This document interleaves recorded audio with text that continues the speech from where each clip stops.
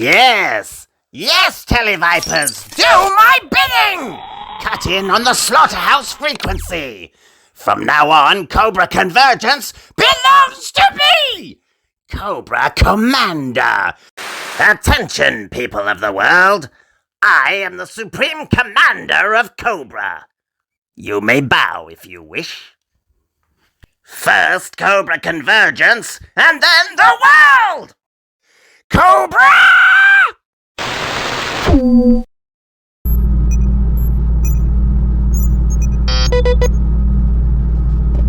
Space Station, calling the Slaughterhouse. Space Station, calling the Slaughterhouse. This is Action Force Space Commander. I have blocked Cobra's incoming transmission. You shouldn't have any more interruptions from Cobra Commander. So, enjoy Cobra Convergence 6, everybody. Triad Squadron. Our cruisers in Sector 14 need reinforcements. Prep for immediate dust-off. Listen up, Vegas. Welcome to the Slaughterhouse. Good evening, ladies and gentlemen, and welcome to this special Cobra Convergence episode of Welcome to the Slaughterhouse. With me today is Ken from Toykennections, Ralph from the Muppets, Brian, Hooded Cobra Commander 788, Steve from GI Joburg, and Kelly, Slaughter Daughter Remus. Yay! I don't know. May I be the first in saying that this Cobra is now converged? Cobra Convergence 6! I wasn't expecting Rolf the dog on the show, but he's always welcome. Hurry up! Brian, thank you for putting together. You said don't talk to strangers. What are you doing? Just stop doing that. Sorry, guys. Yeah, it's Ken. He does this, yeah. Oh, He does it is Ken. He does this thing with my alarm where it's like, he sets it like an hour behind or an hour forward, I don't know, and then the gel's not in my hair, and I'm like trying to do this thing. He's like very passive aggressive and trying to like make new friends, but he doesn't want to go introduce himself to you guys one by one. So he does this thing where he comes on camera, hopes everybody thinks he's cute and adorable, and then I just throw him off camera anyway. He tried it recently on another stream with Tony, so Muppets can be that way. I get it. Still better than Annabelle.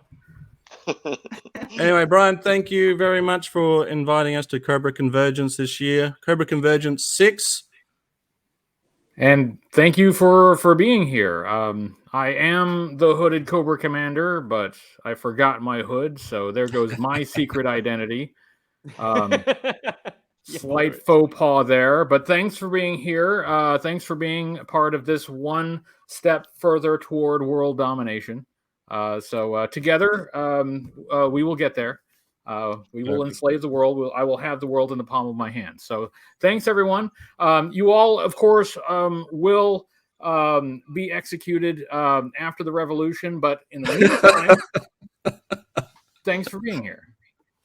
Well, then, for the short time that we are here, appreciate it. All right, so today the agenda will be to talk about the episodes, the double episodes, Worlds Without End. Two-parter episode. Hands up who watched it. Nice. Yeah, cool. We've all rebel seen in the back of the class. Right, so how much homework you've put in is irrelevant, really, because we're going to start talking about things that we didn't quite see. Things that happened between the lines, stuff that happened maybe before and after, and we'll touch on episode points as well. So the reason why I wanted to bring it up actually is because I got from Corey, aka Cobra Lang. He very generously sent me this character here. Well, the light's a bit on it. There we are. This guy. Which is a Cobra Virgin. A Cobra Virgin. Ooh. A Cobra version of Sgt Slaughter, which, according to this file card, states that in an alternate reality, Stealer, Clutch, and Grunt discover a world without GI Joe. With the help of a double agent version of the Baroness, the other Joes are able to escape to our reality. Okay. Choosing to remain behind, the three choose to stay behind to rebuild the Joe Force. Unfortunately, Larry Hama original, gotta be. Yeah. Unfortunately, they discovered that Cobra forces were trained by an evil version of Sgt Slaughter and learned that he had a hand in killing many of the Joes himself. Now, that's all very well and it's very creative. It's a great image, but I refute this. Refute it. There's no way in any reality that happened. Get out of here. But it's a great put together action figure. I'll give them that. Put together by Black Major and Red Laser, according to the file card, and the file cards by Kraken Cards. So the guy that made it, I think his name was Bryant too, if I remember correctly. Brian Cosine for, I think it was for Retro Toy-Con. It may have been. I think. Yeah, I believe so. Yeah. So the head is, and the arms are a warthog Sgt Slaughter, and I remember seeing pictures of him having many in-card, well, the bubble warthog Sarges that were released in order to put these guys together, making warthog Sarges more scarcer in the meantime. Yes. But also, you might recognize that helmet in there, the gray helmet we used for the Renegade series. Oh, yeah. Yep. On Rick. I'll put that down. Anyway, GI Joburg. Exactly right. On the GI Joburg channel. Wait, hang on a second. Wait one moment. I am getting another message come in before we head on to the topic at hand. We do have another message coming through. Hold on one moment, please. Ted! Hut! Okay, these maggots.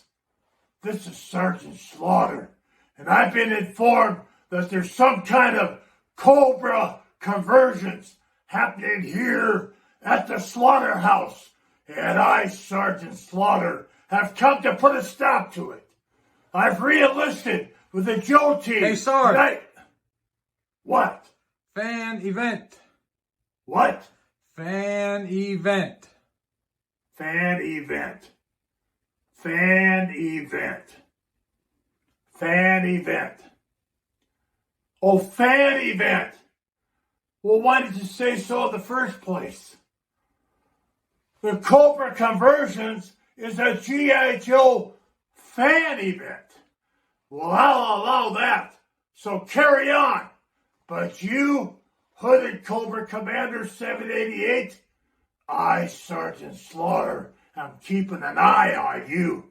Is that clear, slime ball? Okay, Zazel, I'll let you get back to your show. But listen up, maggots.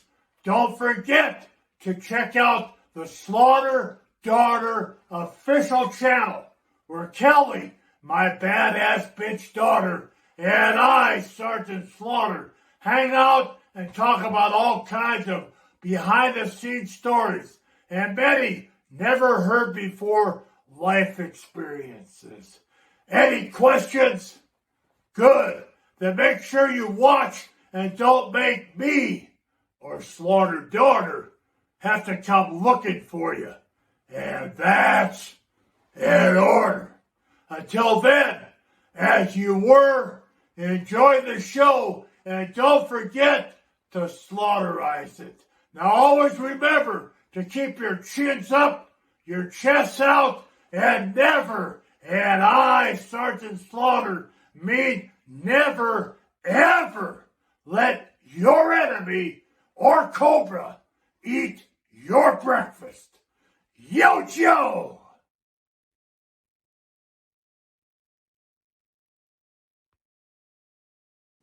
Yo, Joe. I'm sorry. I instinctively saluted. Yes, Sergeant. Stop that, Commander. Stop it. You're the bad guy. Don't forget to slaughterize. I was a little shaken there for a second. Do you know how trippy it is for Sgt Slaughter to mention Cobra Convergence? You know how far this has come since, like, me and Timmer and Kevin did the first one, like that's 7 years ago, because we skipped one. Right. That's pretty trippy, man. That's pretty amazing. That's a thrill. I'm not going to lie. That's a thrill. Good stuff. I'm And glad he you called enjoyed you it. a slime ball, I think. Yes. Hey, that's a promotion. Well, he called me puke last time, so Well, I'll work He my way called up me to a bitch just now. okay. Hey, look, the spacing in the words, But- Kelly, were a little bit off, I'll say. Like my I badass. assume you're bitch. okay with having your dad calling you a badass bitch. I was like, oh, okay. Well, badass bitch is fine, but maybe my daughter, who is a badass bitch, instead of my badass bitch daughter. Yeah. Like, Read it's into it kind of whatever you will. I think he did it just so he could call me a bitch Yeah. and get away with it. Well, I'm just. Fascinating He called me Zazel so that's a plus. Yes. Yeah. That's great. It was Axel, finally got I it. think it was. Yeah. Well. Yeah. Turning the But good on him for doing that. Send out thanks for that message, please, Carol. Yes. I will. He's probably watching, so. He's got his eye on you, Hooded Cobra Commander. So behave. Yeah. Oh, chest up, tune out. Yeah, Yeah. it's a little uncomfortable. I got to move the mic closer, but I got to move my desk back. All right, let's get into the show. Let's get into the meat and potatoes of the show. So I wanted to mention that sometimes when looking at forums or chat groups concerning the two-part episode Worlds Without End, a lot of people are under the impression it's like a shattered glass universe where the good guys are the bad guys and the bad guys are the good guys, which is not true. No. It's basically just it's almost as if, I mean, there are some slight differences, like I believe is it Steeler that has a tattoo on one side of his arm and happens to be on the other side in this universe. I think there's a lot of inconsequential things, but I think for the most part, and disagree with me if you like, is that basically this is almost the same as our universe, except something has happened that's made it so Cobra now has primary control of the world. It's That's like what I take an away from it. timeline. Yes, exactly right. Exactly right. And it's not, other than the Baroness, it's not like one and the other are switched, which is, another reason why this is a cool idea, but I don't go for it necessarily. So we'll start off with confirmed dead. Now, when the characters go over to the other universe, the alternate universe, and we'll touch a bit before that in a moment, it's stated when they get to the GI Joe base that there are some confirmed dead, but the majority of the Joe team are MIA. And I think other than the group that we literally see perished, I think the only other person who is assumed dead by Destro was Flint, saying that Flint came back from the dead. So we can assume in this timeline that potentially Flint is dead in this timeline, and at least the Clutch, Steeler, and Grunt are also dead in this timeline. Well, you see their corpses, right? Like you see the. Well, that's right. Skeletons. That's pretty good confirmation. Right. Yeah. Generally, unless someone was wearing their outfit, it's probably them. And their dog tags. Right. Yeah. Everything else. Yeah. So, and it's actually not until they read the dog tags that they make that correlation that it is them too, even though the outfits are the same. Imagine how mind-blowing that would be to see your own skeleton outside of an X-ray. That is your own dead body, been out there for so long that you're now a skeleton. Anyway, we'll backtrack a little bit. So essentially the episode is that they need the MacGuffin, and they get the MacGuffin, but they also need the blueprints. But the blueprints seem irrelevant because the machine works. It does whatever the MacGuffin was meant to do. It's operational, right? Yeah, I think it was mentioned kind of offhand that Cobra was going to make more of them, so they needed the blueprints for that. Although I don't know why they couldn't just reverse engineer the one they had, but yes, because they trusted their one and only prototype to the very trusting hands of Copperhead. The MacGuffin. The MacGuffin, yeah. That's what I'm calling it. Blueprints. Well, why didn't the Cobra the Cobra, it was the whole world, and why didn't the guy that used it go too? Is So the guy, Copperhead still fumbling around the Cobra-controlled world, wondering what the hell happened to this day? is he still there? Right. Maybe But he that's a good did, point, but Kelly. he also stayed behind. He's like, hey, this is Well, great. the one bit of evidence to refute that is the fact that Copperhead does return to the series. So does Grunt. Oh, which of is course. Way later, though. Way later. Yeah, well, yeah, but Technically, Yeah, don't they all understand. show up in GI Joe the movie though? I should have looked that maybe, one up. but I'll find a steel believe, shot and I'll throw Grunt it here. Version 2 came back in the Deke series, so Yep. yeah, without explanation. So if Grunt can come back, then what it was is that when the Sunbow series was canceled, it created a temporal rift that made a wormhole to the Deke series, and then they came out that way. Well, what if the Deke series is the alternate reality still? They've brought back GI Joe and thrown out Cobra. That's a maybe. That's a maybe. We'll work it around that way. That's a story. So Kelly, you did make a good point though. With so the characters that had the MacGuffin, the machine that used it, is named Copperhead, and Copperhead, for some reason, I don't know why, but when they're on the train, they get thrown from the train and they're holding on to the bridge. Now, for some reason, instead of just climbing up or climbing down, which my son mentioned, by the way, instead of climbing up or climbing down, everyone starts to climb up towards them. It's like, what are they going to do? They're all going to be up there?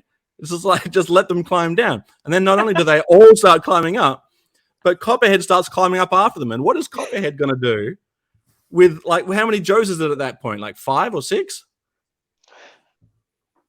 Anyway, so yeah, it's a good point. He uses the machine goes off, and all the Joes get transported, and Copperhead gets left behind. Do we know at the end what happens to that machine, though? I can't recall. Is it just gone? I don't think we see it again, and they don't use it to get back, so they don't go and find the parallel dimension version of it. The whatever the warp thing is still open when they get back. I don't know how they didn't see it, before they wandered off, but anyway, it was still open. Yeah. I don't recall seeing it again. I think at the end of the episode, it pretty much wraps up. Yeah, they're at the base of the broken bridge, and life goes on, I suppose. So, confirmed dead. So they get to the world. For the most part, the world doesn't look too bad, right? Obviously, some monuments have been switched out to be Cobra specific. So you've got Mount Rushmore. Mount Rushmore, yeah. They've only changed 2 of the heads, though, so 2 of the presidents remain. Who was left up there? It was Washington was left up there. Yeah. I know it's Roosevelt, Lincoln, Jefferson, and Washington that are on Mount Rushmore. I'm glad I asked. But I'm glad you did too. Because I taught someone something today. Thank you very much. Who's on Mount Rushmore? That's right. Who's on first? I don't know. No, I don't know who's on third, right? Who's on first? Mm-hmm. I don't know who's on first. What's on second? I don't know who's on third. Anyway, moving on. MIA. Everyone else supposedly is MIA, right? We've got confirmed dead. Everyone else is MIA. If we're going by the computer in the GI Joe headquarters, right? So they've started listing their own men as MIA while they still are operational in their own base. So that leads us to the people that are MIA. What are they up to? Where are they going? What's happening? The world, like I was saying before, the world doesn't seem too bad. Like, most of the buildings are all intact. Small businesses still run. You've got a mom and pop store still, operating pretty well. They have a whole bunch of motorcycles in a mom and pop store, which you wouldn't expect. And other than having to be retina scanned, you can still make a purchase. You can't use American money, but you can still shop. He didn't notice it was American money until they were away. Didn't notice until they drove off. Yeah, it's too late. Monopoly money. I like that the bills would be switched from green to blue. Yeah, okay. Cobra Blue. That's Cobra right. Blue. Cobra credits. Yeah. Yes, even better. The impression I got was that the MIAs were presumed KIA. I think Steeler says something about like I'll never see them again or something like that.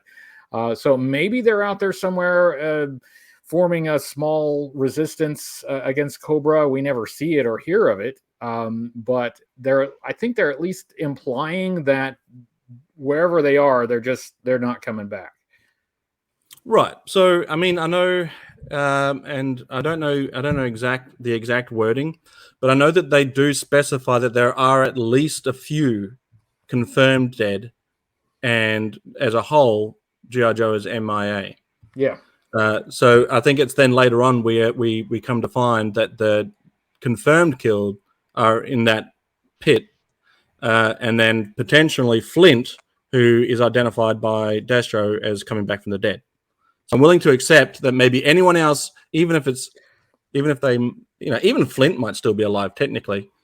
It might just be assumed that the rest of the Joes are dead. It could be a figure of speech, right? Like Destro could have saw him fall down a pit and just assumed he was dead, and the Flint from that dimension is still alive, right? He just says back from the dead. So it would be awesome if someone had visited this in a comic of some sort, or went back to the story. Because right now the only evidence we have of anybody going back to the story is the Brian Cosine figure there for the retro show, right?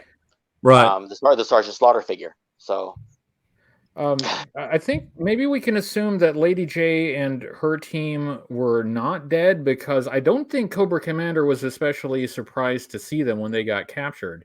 So maybe they are still alive. True. Yeah. They hang a lantern on Flint, especially because of the retinal scan. It says that he's not a kind of he's not on file as being like a known dissident or like member of the resistance. Yep. So I mean, assuming they had all the surviving resistance members' retinas on file to begin with, I mean, a lot of that doesn't make sense. But I think the plot point that can be drawn from that is that the computer doesn't recognize this Flint at all. So he doesn't have any strikes against his name, which would support the theory that he is in fact deceased in this timeline. He didn't survive the Cobra War. How did this war come about? That's my key question. Like, how does a terrorist organization actually pull it off?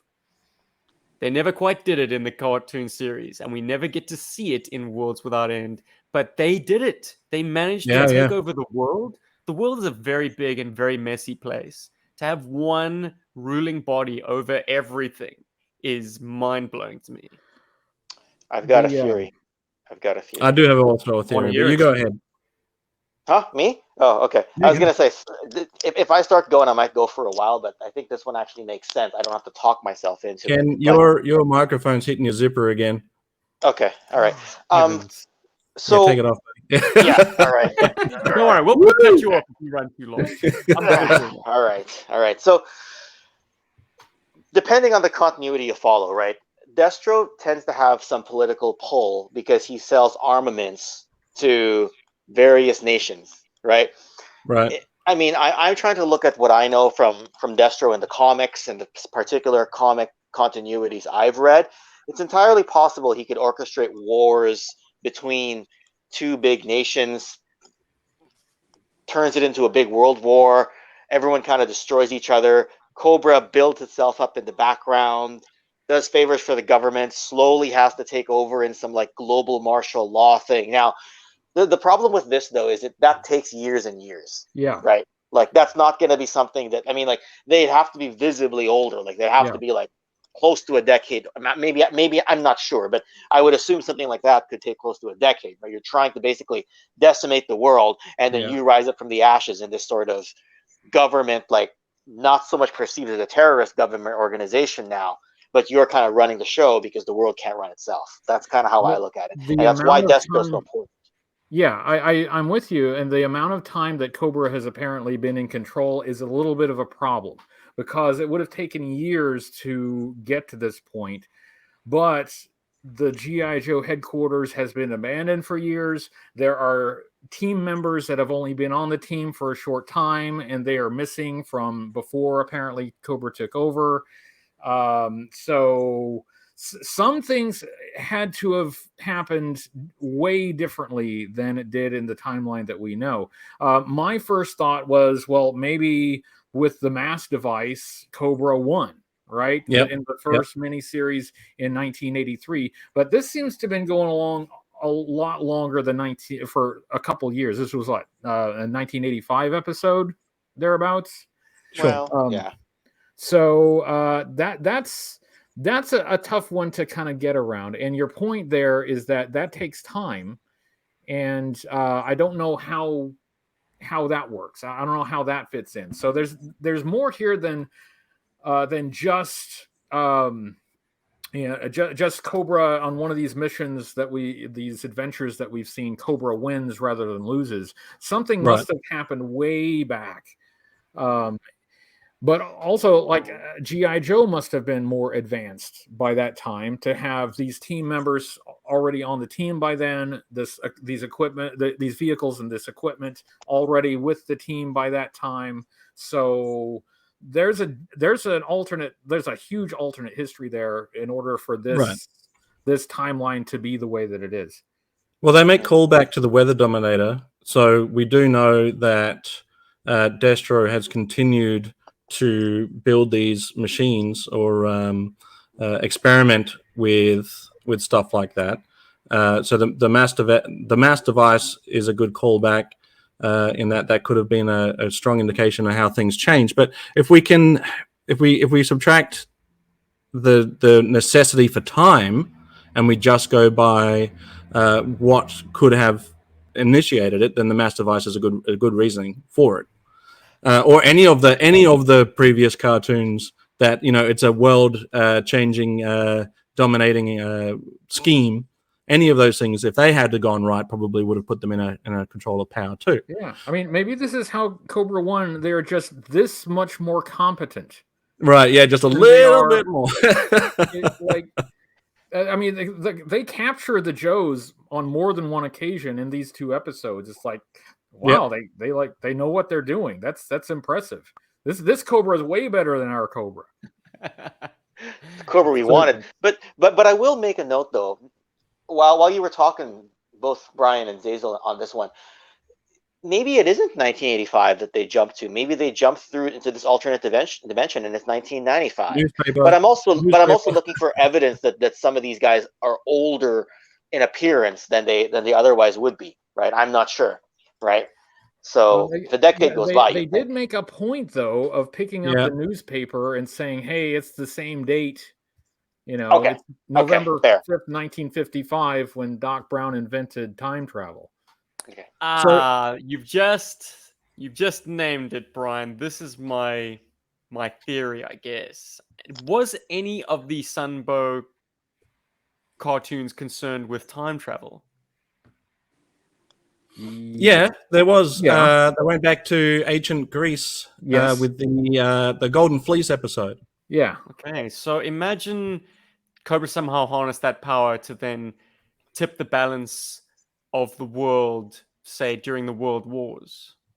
If they had kind of brought a mass device into that conflict and basically blitzkrieged, starting from Central Europe, moving east and west, maybe the United States was the last holdout, and that's why all those monuments are there in Cobra-controlled North America.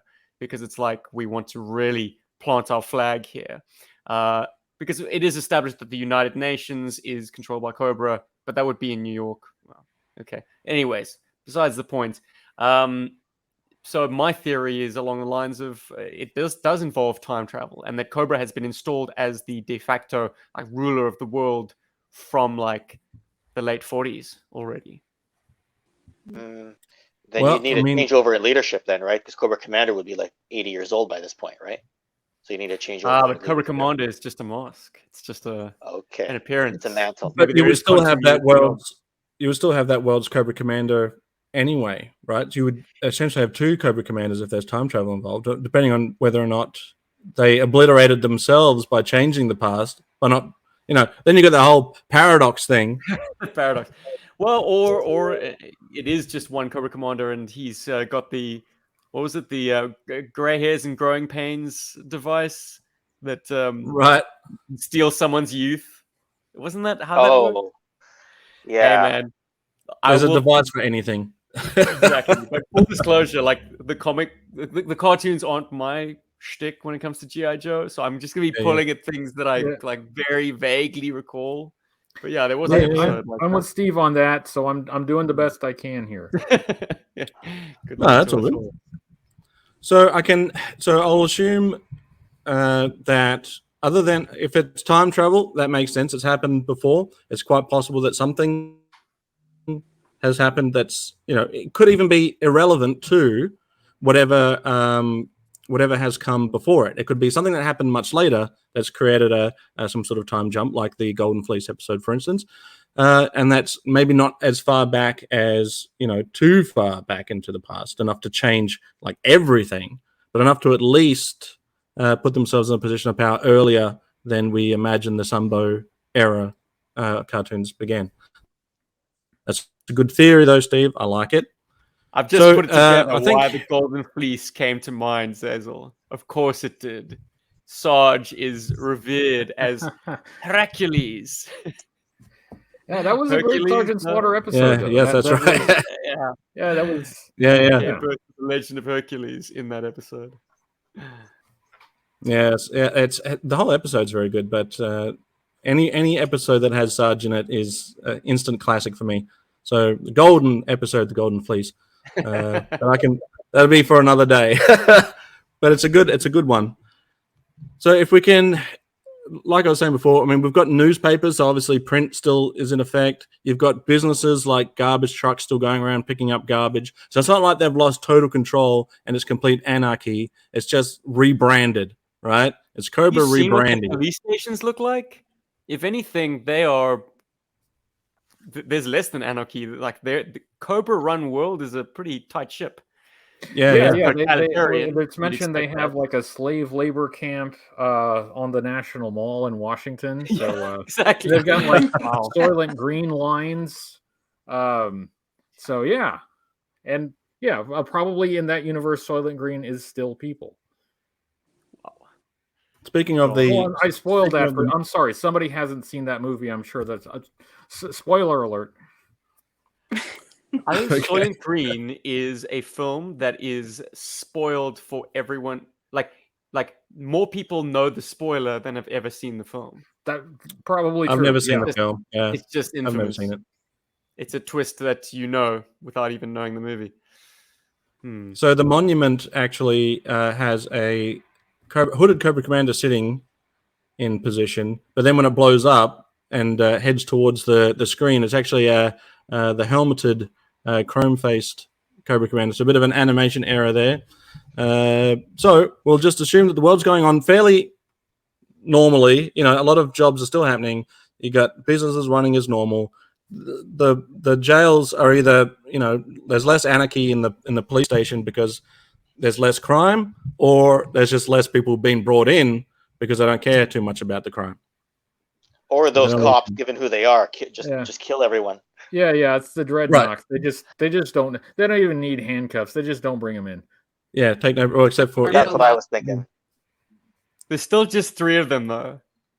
Yeah. They're now the police. And I misspoke. They did have handcuffs because they handcuffed the Joes. But something is weird with this timeline. If they can get dreadnoughts to wear uniforms, that's mind-boggling. Yeah.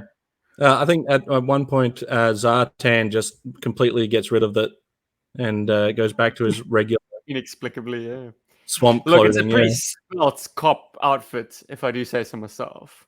Black tie. Do you reckon they just got it from a strip club? It's just like pull-out ones. It's not even real uniform. Velcro uniform. It looked like it. So opinions then on the Baroness. Kelly, do you have much of an opinion on the Baroness in this 2-part series? She switches sides. Yeah, she switches as a double sides. agent. She's a double agent in the alternate universe, which was a nice twist. They had to put like a little romance in there with her and Steeler. Yeah. She didn't, and she didn't wear her glasses, right? Or at one So point. in other words, Kelly, Fair you enough. could imitate like Baroness switching sides right now. You can go from Kelly to badass bitch. Bam, there it is. Oh, there it is. Wow.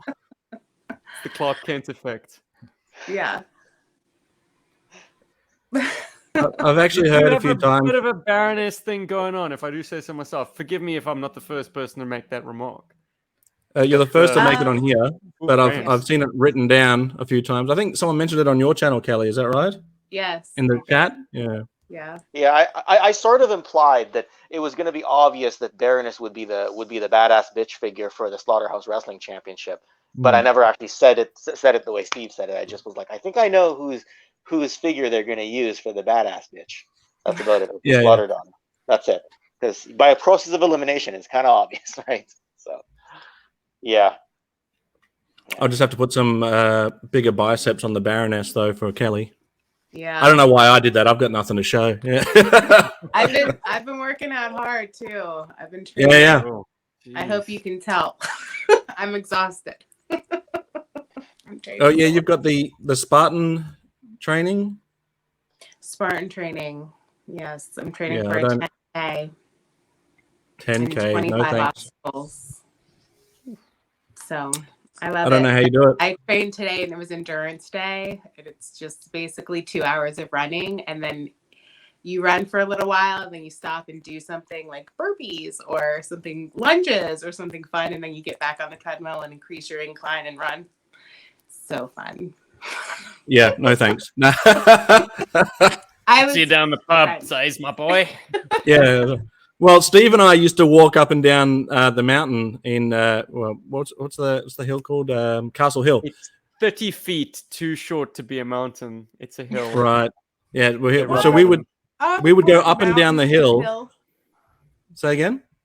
I said the poor hill that wants to be a mountain. It's so Shame. close. If we dig a moat around it, we might add some height to it. But we used to go up there. We used to go up and down there on a few occasions, and then afterwards go and have a beer down the pub. You know, just completely subtracting the workout we just did by adding carbs. We're a drinking Well, club with a hiking problem. That's right. Perfect. Yeah. Good When analogy. you sign in for the Spartan race, you get a packet, and in that packet is a ticket for a free drink for afterwards. Perfect. Your Yeah, motivation. yeah. It's worth it. I was like, Oh, now at the Steve end wants of to mine, sign I was up. like, does anyone want this? Because I don't. I'm ready to Kelly die. saying no to a drink? Kelly said no to a drink. This may be that alternate universe. Kelly said no There- to a drink. Yeah, there it is. Kelly, I'm getting a little bit of crackling from when you're talking. You want to just drop out Is and it drop my back? race? No, it's your microphone. I know it's Yeah, happened once microphone. before. Yeah.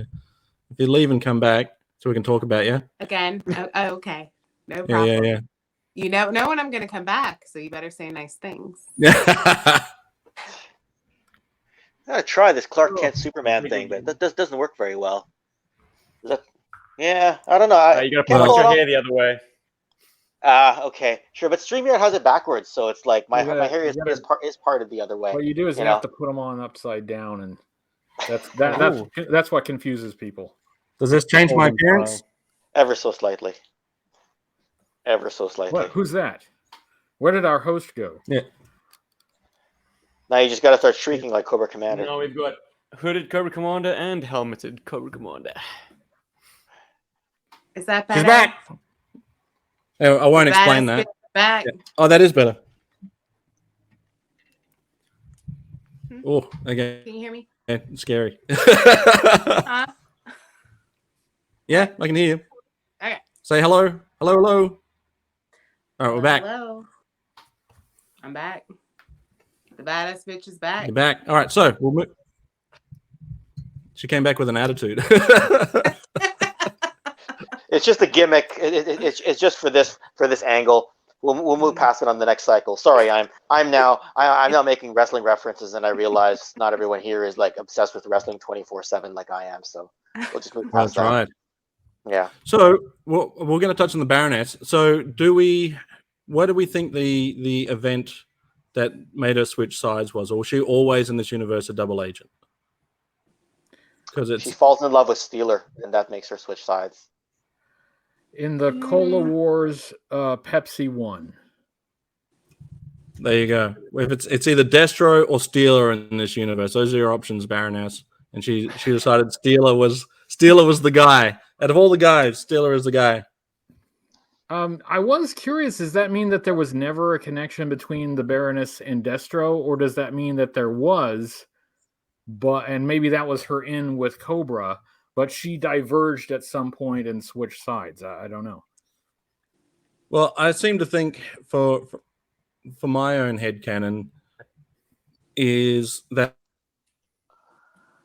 when things started changing, they started changing the monuments. The monuments now have Destro, and they've got that. Now they've got a higher position of power. The world's starting to change. She might be thinking, okay, this is not what I signed up for. This is not what I wanted after all. And then when it's essentially too late, has switched sides, is now a double agent. But they don't know that she's has any affiliation with GI Joe. Even throughout this whole episode, I don't think they even come to realize that she's a double agent.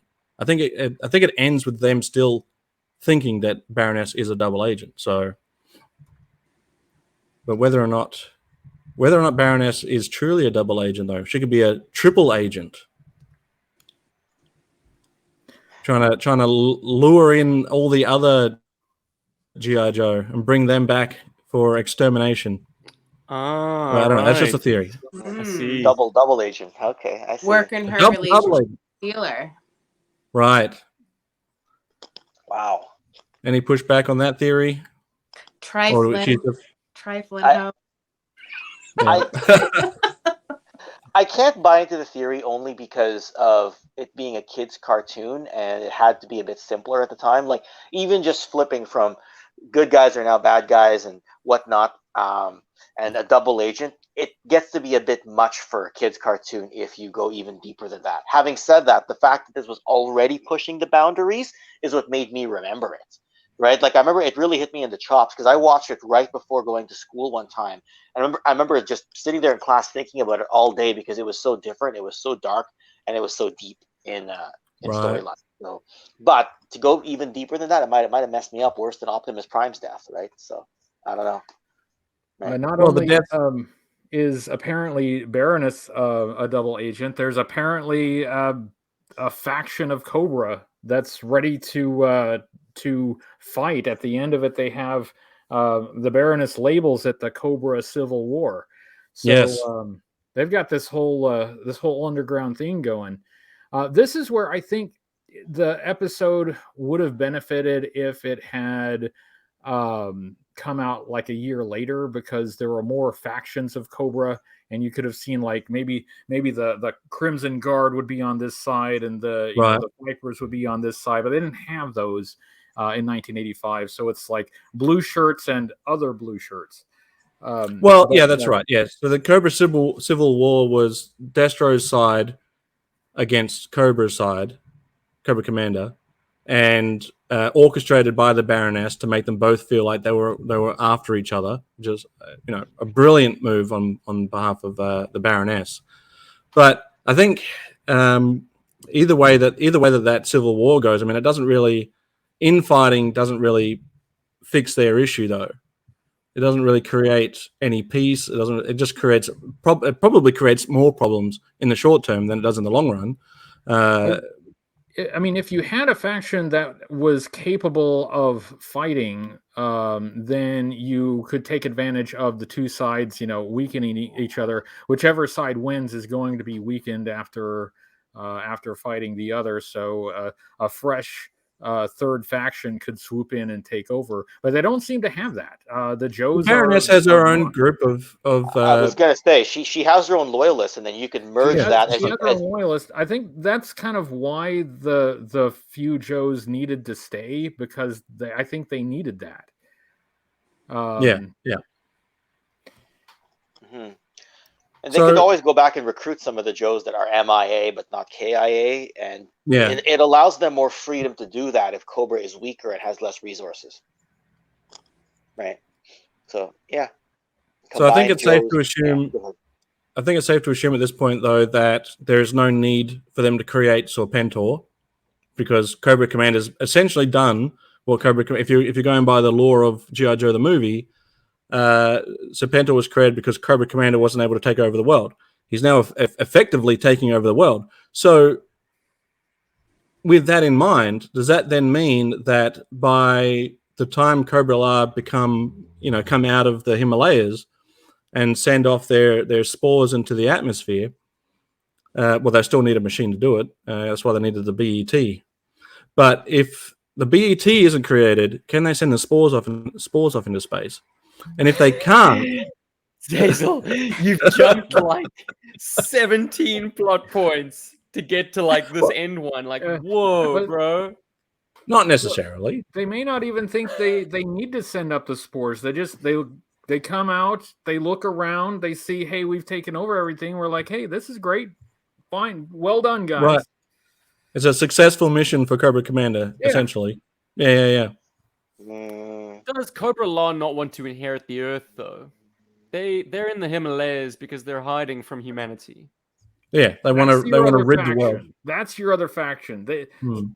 Cobra took over, but didn't hand over the reins to Cobra-La like he was supposed to. So now they've got to come down. There you go. There's the storyline.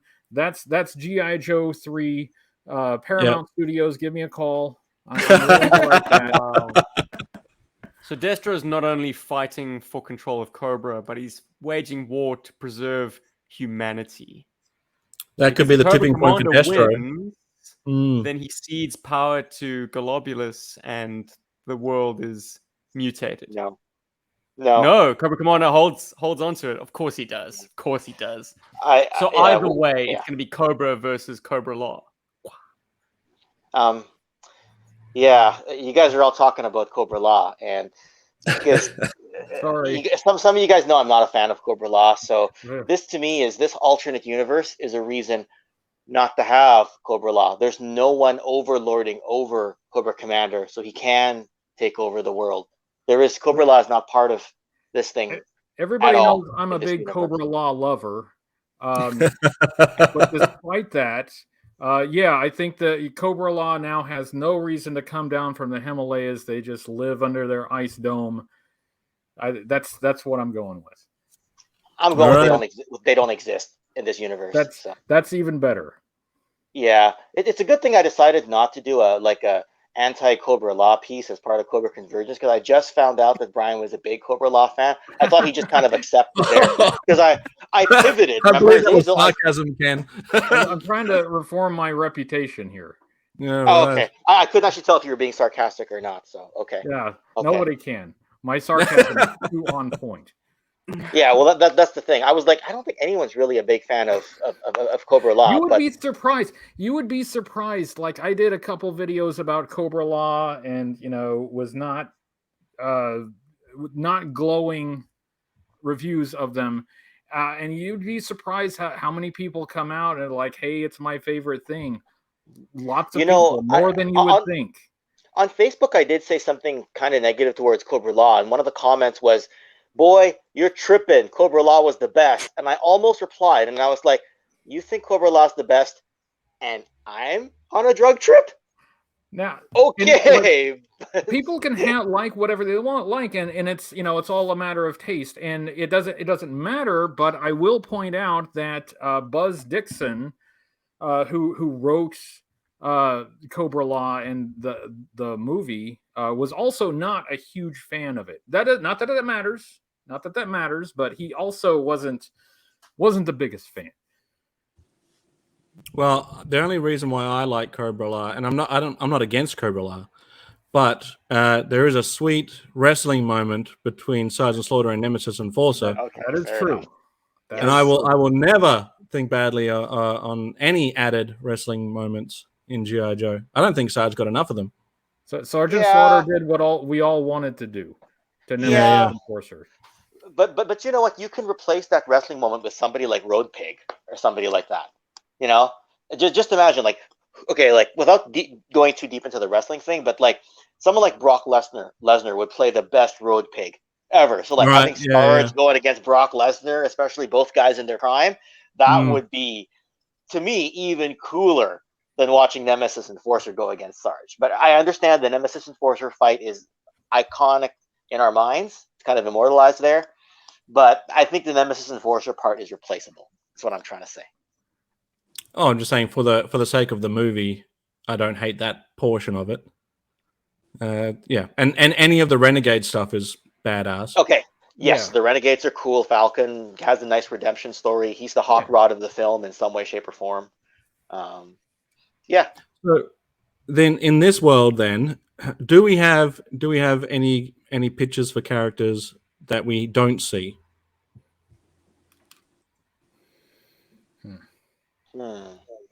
Take your time. I will. I don't understand the question. Pictures of characters that we don't see. A Pitches, pitch. not You have a pictures. pitch. Oh, Pitch. Oh, sorry. Yeah. They don't work like they used to, pal. No, well, it didn't quite come through the filter of my mustache either. Do you want to pitch? Do you want to pitch a character that doesn't appear in the two-parter? Pitch. Yeah. We need some Jeopardy music while we all think. We all write down our answers and see how many points. It's worth. True story. Australians say badass. Badass. Yeah. So weird. Yeah, Badass. We don't say ass. Badass. It's badass. They don't say badass. They say Canadians, badass. Canadians say Badass. badass. Badass. South Africans say sorry. badass. It's badass, Badass. bro. Badass. Badass. Yeah. Yeah, badass. Yeah.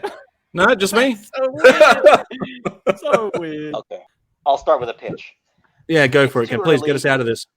So we don't see Dr. Mindbender in this one, but maybe Right. in the background he is plotting Serpentor, and he's got a bunch of advanced blue shirts that become the Vipers. When Destro and Cobra Commander pseudo wipe each other out, here's where Serpentor comes in. I hear an echo in the background, but that's okay. Dr. Mindbender behind him. He's created a whole wave of battle android troopers, and the best enlisted blue shirts are now Vipers, and they take him in and say, Cobra Commander, you are our biatch. Or Destro, whoever wins. One of you two is our biatch, and it's now Serpentor controlled, and they just blow up Mount Rushmore, or at least the two center parts of Mount Rushmore as part of the ceremony. That's my pitch. How Serpentor comes in. The notion of Serpentor is implanted in Mindbender by Cobra-La. That if you don't have Cobra-La, is violently against Cobra-La. But let's just say, Oh, Ken, he rage quit. yeah, he's out. Drama. I was gonna say Ken's a genius for being able to get rid of Cobra-La, but that's right. Oh. All right, Rolf is back. Hey, these same boring people, like, what are you talking about? There's like weird, like, cartoon show. It's like not even Muppet Babies. There we go. There's my theory. The Muppet Babies come along and they're cute and cuddly and they rule the world. Man, that was lame. That was like really lame. That was so lame. All right. I'm gonna get out of here. I'm gonna get out of here. All right. He knows we tend to laugh at him, not with him. So okay, sorry. I trip over my own words with Cobra-La, and he agreed to bail me out. So all right, who's got a better theory? I honestly, I was kind of going to the same. Well, I mean, it's not. I wasn't saying your theory is bad. I was going I thought the in theory the was same okay. direction. The only caveat is that Mindbender would have to come up with Serpentor on his own without outside influence. But I think Destro is ambitious enough that he would want to take over. He may not feel that he could do that on his own. If Mindbender came along with the robot army and plans to create a super emperor that could help, dethrone Cobra Commander, I think Destro would be pretty tempted with that. I think that he would go for that, or at least try. So with that caveat, if we don't allow for Cobra-La in some way, then I just think that at least the factions would align that way. Okay. I think an added point to your idea, Brian, would be that if they're building if they're not going to go along and potentially grab all the DNA that they needed to create Serpentor, I guess two things could happen. Is Dr. Mindbender could just assume the identity as Serpentor, or he could build a robot in the disguise of Serpentor. So like a battle android trooper, but more humanoid, and have Serpentor be a strong, powerful robot instead of a amalgamation of DNA from other historical figures. I mean, I guess there wouldn't be. Dr. Mindbender could probably go around and grab all the DNA he needed without much interruption because there wouldn't be any eyes on him. Right? Yeah. Who would stop him? Yeah. But I don't mind that idea. It's a good idea. I was thinking because this all happens before Sergeant Slaughter technically shows up. He doesn't show up until after the events of this cartoon. Which isn't when he does show up. A lot of the Joes, other than Hawk, nobody knows who he is. People are calling out, "Who is this guy?" Hawk knows who he is. Hawk isn't even in this season either. So I would think that Sarge would come out from the slaughterhouse if he has already got the Renegades on his side. Then that could be part of the resistance move. Sarge and the Renegades now helping against push back against Cobra. I don't like the idea that he's the one that killed most of the GI Joe, but I definitely think he would come out and start his own resistance movement, even if all the other Joes are dead. But I think he would have definitely come out a lot sooner than he did in the cartoon. But would Mercer as a Cobra defector, would that have also happened a bit differently? He could be part of Baroness's sub-faction. Yeah, true. And female. Let's gender Maybe swap.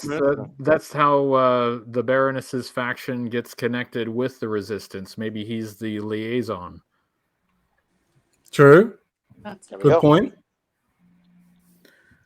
But we know Sergeant Slaughter would have to be out there somewhere in this universe. He's got to be there somewhere. And we know that at least we have these Joes now to form the kernel of a resistance. But they would probably need leadership, and the Baroness, has a value in the position that she's in, but she can't necessarily be the leader in the field. I think Sergeant Slaughter would be perfect for that. Oh, I agree, 100%. And get no argument from me. Probably no argument from Kelly either. Nope. Love it. Yeah, so I had this idea that whether or not the Renegades are in existence, the Slaughterhouse exists. So I was thinking that it's potentially an idea where the GI Joe that went into hiding, they actually went into hiding at the Slaughterhouse, and they're all there, retraining, getting back up to being slaughterized, back to fighting order, and then go back and push back against Cobra's rule.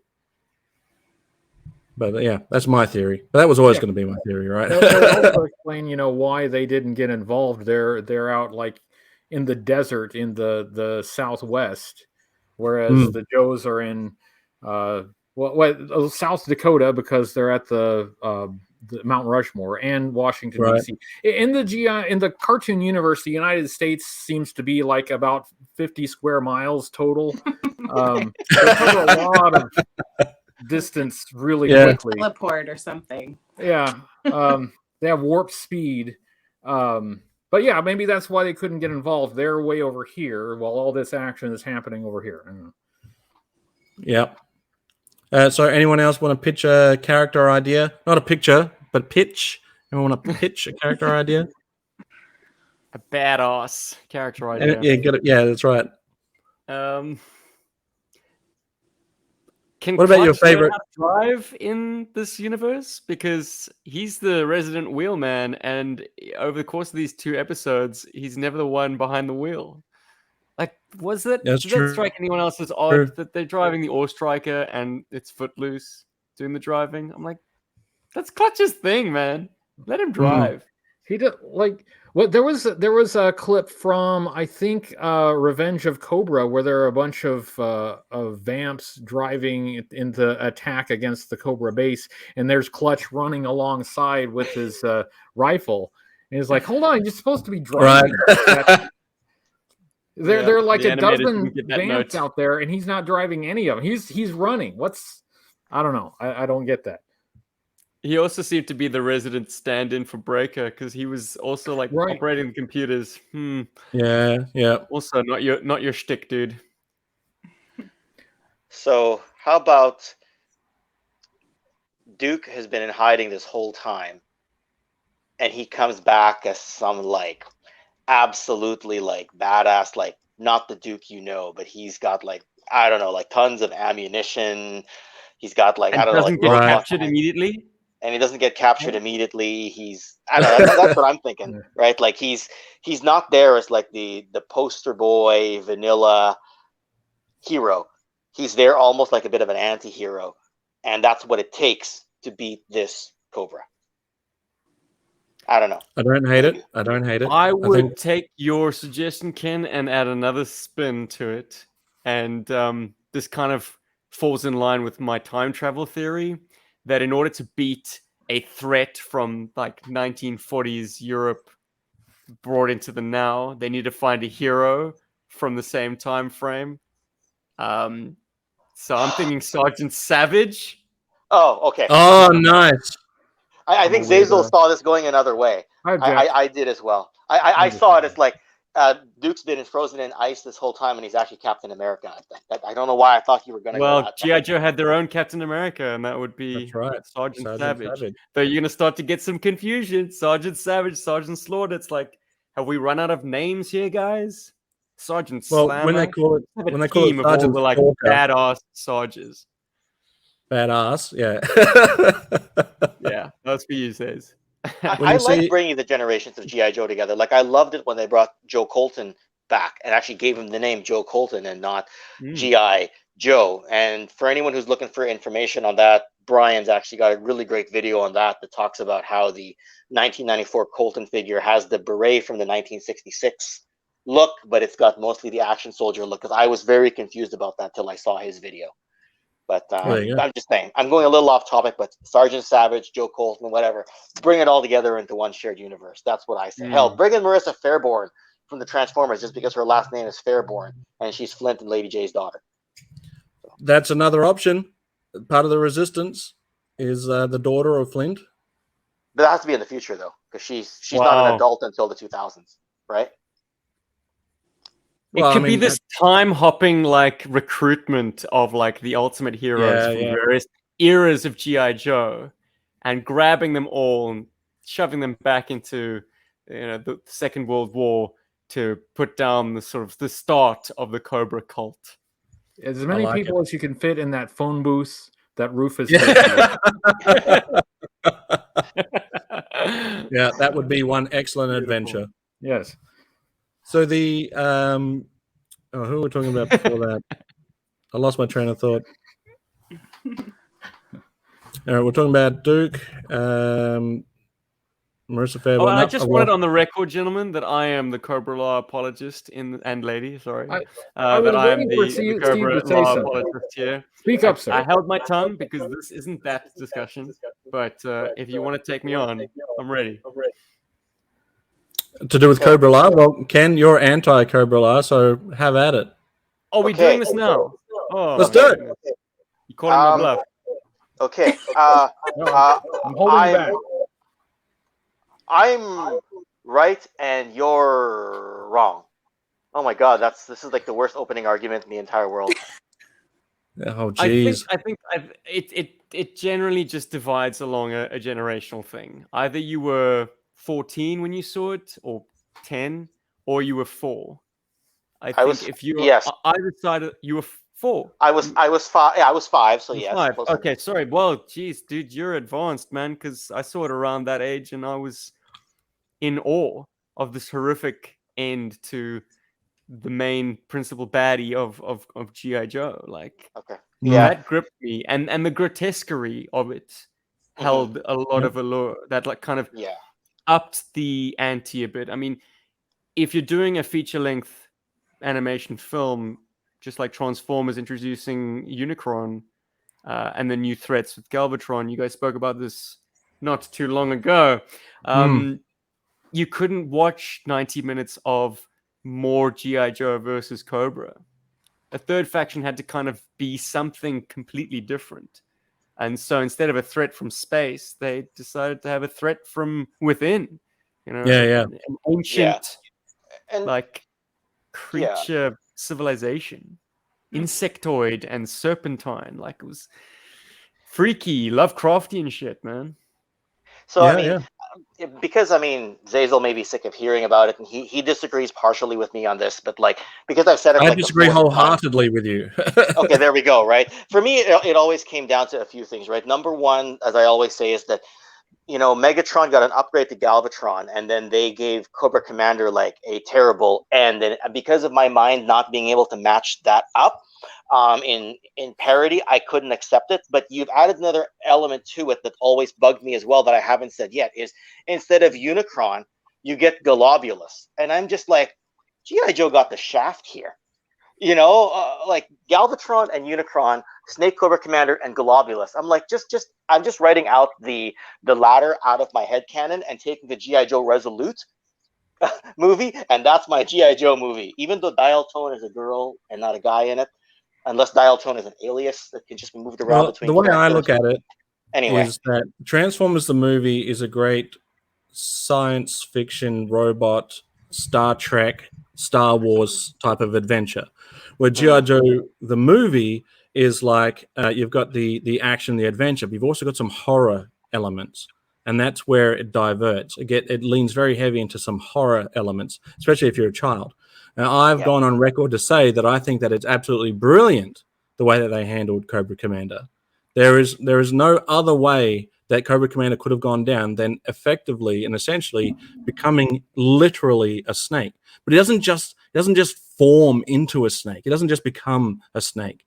He very slowly and painfully and must be frighteningly so becomes this grotesque monster. I mean, you could only be so lucky that you turn out to be a normal snake at the end of that.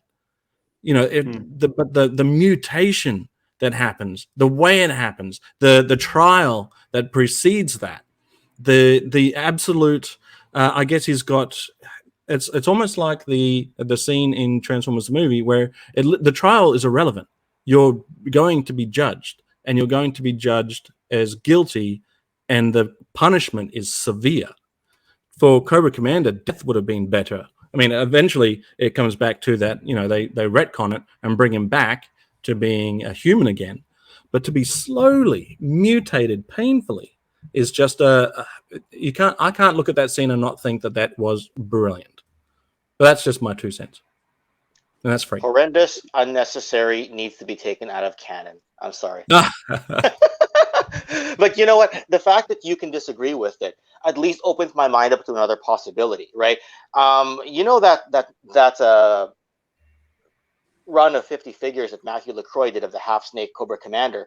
I was offered one. I almost turned it down out of principle, but because the person who offered it to me was one of my good friends, Jason, on the initial run, and because Matthew LaCroix does such great work, I ended up buying it. But there were people chomping at the bit to buy it. I hesitated and bought it because I appreciate the guy's work, not because I care about that moment or because I care about that character. And I do feature it as part of other videos because it's just a great figure.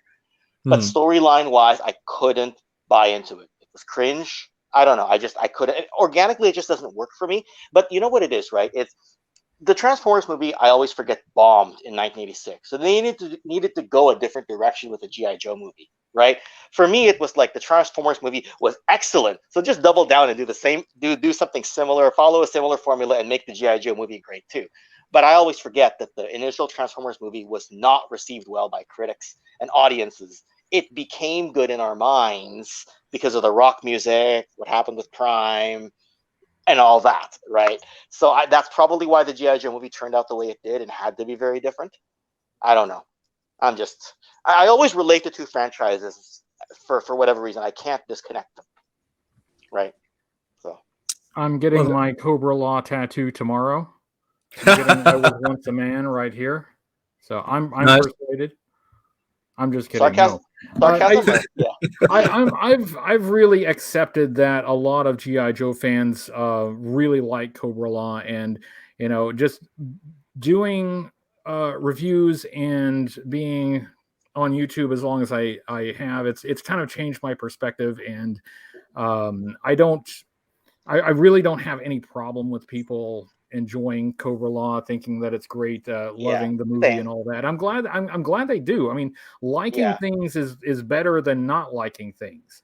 But I had a pretty visceral reaction to it when I first saw it, back in the day, and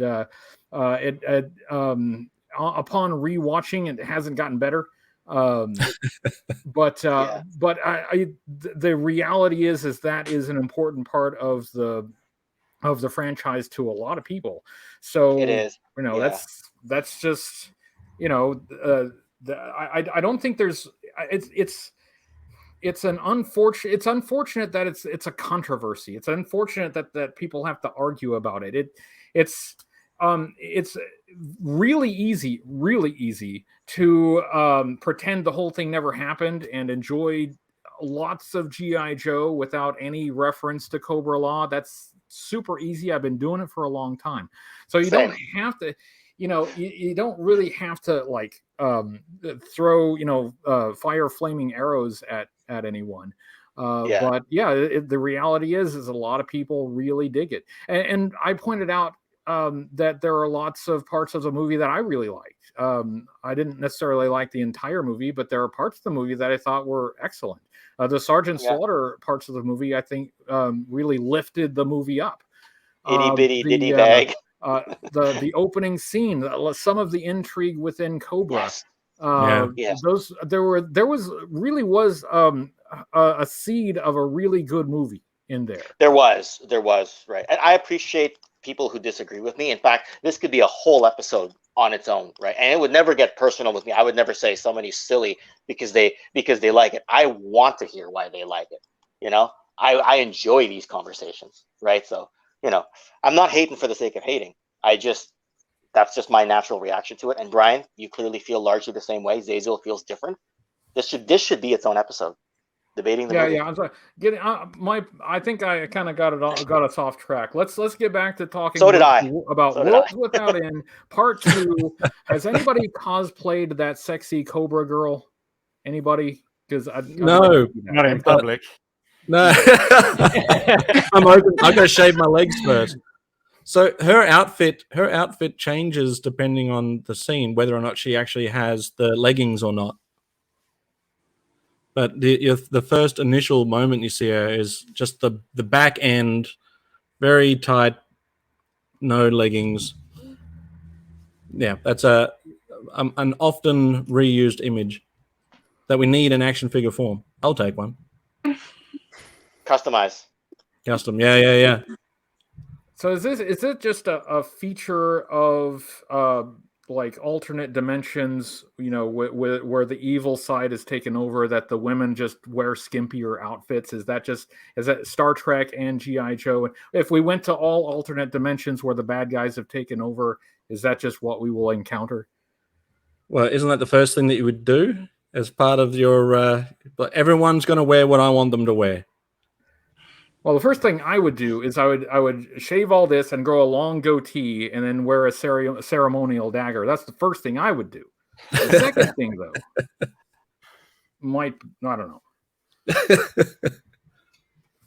Well, I don't know. I think maybe we've exhausted all our opportunities to talk about Worlds Without End. I think we've got more passion out of talking about GI Joe the movie. Well, we transitioned over, right? Which is in my mind that's great. And the funniest part is I was doing something in my YouTube studio, and I realized as I was talking about Cobra-La in kind of a negative way, which again, people disagree with me, no problem. I have no issue with that. I noticed I lost 2 subscribers, and then I realized we're not even live right now. Oh wow. We're recording I somehow lost 2 subscribers while we're recording this while I was talking about Cobra-La. So I just want to say, everybody, I love Cobra-La. I'm so sorry, and please resubscribe. You know, and yes, I will buy that Globulus figure that I had as a kid, because I did have one as a kid. Yep, Cobra-La. Nice. So you realize you might be losing more subscribers by endorsing Cobra-La. Yeah. Now you've lost 20. Oh crap! Edit. As it turns out, my opinion of Cobra-La is exactly the same as yours, whoever you are watching this. Yes. Click the link below. Hit the subscribe. Actually, so I do. Before we do end, I do want to touch a bit on Cobra Convergence 6. Brian, do you want to just give a rundown on where we can find everyone? Tell us where everyone is. There will be a calendar on hcc788.com. That's my initials.com. So that'll have the rundown for the entire month of July. Exactly, right there. For the entire month of July, we've got presenters on every day, and on some days we have more than one presenter. Bloody hell, Star Jones. Don't miss any of it. We'd like to make it big this year. We'd like to bring some attention to all the great fan creators in the GI Joe community. There are lots of people out there doing some amazing things. And just fans doing their thing. There's just a tremendous amount of creativity out there, and we want to showcase that. And I'm really happy to be back doing that again this year. I'm thrilled that Sgt Slaughter's Slaughterhouse is in there with us. And so check it out. Make sure you check out the calendar on hcc788.com and check back every day so you see what's new. Anyway, we'll leave it there, guys. I appreciate everybody for coming onto the show. Do check out. Stop it, Steve. Not there. Do check out in the description below where you can find day 2 of Cobra Convergence and who's running that one. It'll be the 2nd of July for the next one, and obviously daily from there. But thanks, everyone. Appreciate it. You're dismissed. Sorry, we are totally distracting ourselves here, Zed. But thanks for having us, my friend. And thank you so much. And it was so nice to meet you, Steve and Brian. Thank you, Kelly. It's very nice to meet you too. You are awesome.